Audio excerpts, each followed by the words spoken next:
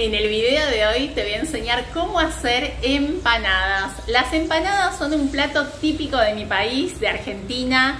Te voy a enseñar mi versión 100% vegetal y saludable. Te voy a enseñar cómo hacer la masa, una masa súper fácil, sin gluten, y cómo hacer un relleno con 2 ingredientes. No te pierdas esta receta porque estas empanadas están buenísimas. Te invito a suscribirte al canal Recetas de Gris si todavía no te suscribiste. También podés ser miembro apoyador tocando el botón aquí abajo, unirse. Podés apoyar el canal Recetas de Gris. Y para preparar estas deliciosas empanadas vamos a usar, para hacer la masa, calabaza. Vamos a usar un pedazo de calabaza, podés usar zapallo y vamos a cocinarlo al horno o al vapor, como prefieras. También vamos a usar 2 cucharadas de semillas de lino o linaza molidas. Las vamos a dejar en remojo con media taza de agua por 20 minutos aproximadamente.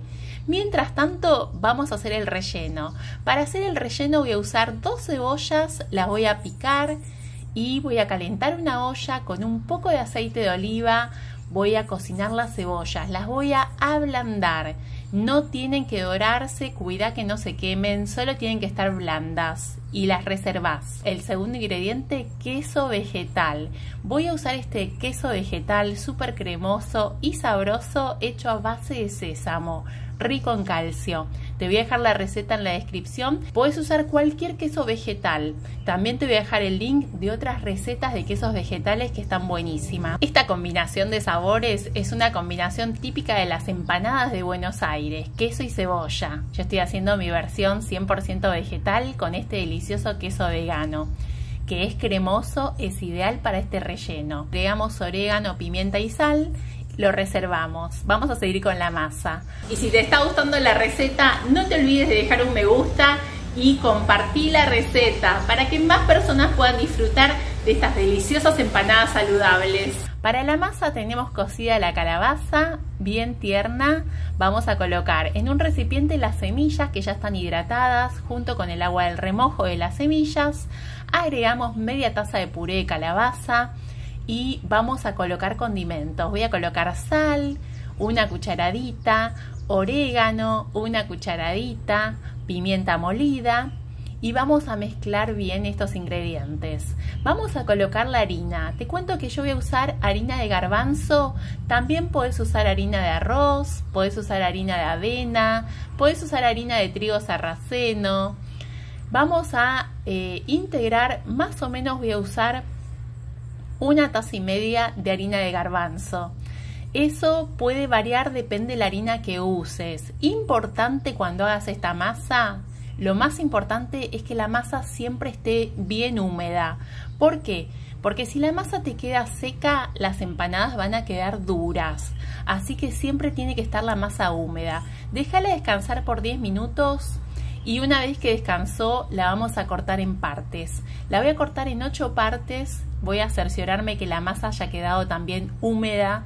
Si se te secó la masa, humedecete las manos y volvé a humedecer la masa con las manos húmedas, con las manos mojadas. Tomamos cada una de las partes, hacemos una bolita, la aplastamos, tenemos el relleno. Vamos a colocar un poco de aceite en la bandeja para cocinarlas en el horno. Y vamos a estirar la masa con un plástico por arriba y un plástico por abajo. Tené en cuenta que esta masa no lleva gluten, así que es una masa delicada. Trátala con cuidado, no la estires mucho. Y si se te quiebra la masa es porque le falta humedad. Humedecela y vas a ver que no se va a quebrar. Y colocamos el relleno, bastante relleno. Y vamos a cerrarlas así con cuidado. Vamos a hacerle un borde lindo con el tenedor. Realmente vale la pena el trabajo de hacer estas empanadas porque no se imaginan lo ricas que son. ¿Se pueden congelar? Sí, se pueden congelar, se pueden guardar en el freezer por hasta 3 meses.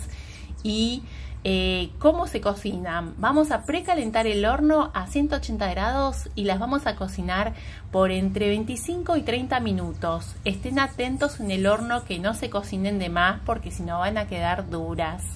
Mirá qué linda que se ve la masa. No te imaginas lo ricas que son, la combinación de sabores increíbles. Probá esta receta y cuando la pruebes en tu casa, contame en los comentarios cómo te quedó. Gracias por acompañarme en este video y nos vemos en la próxima receta.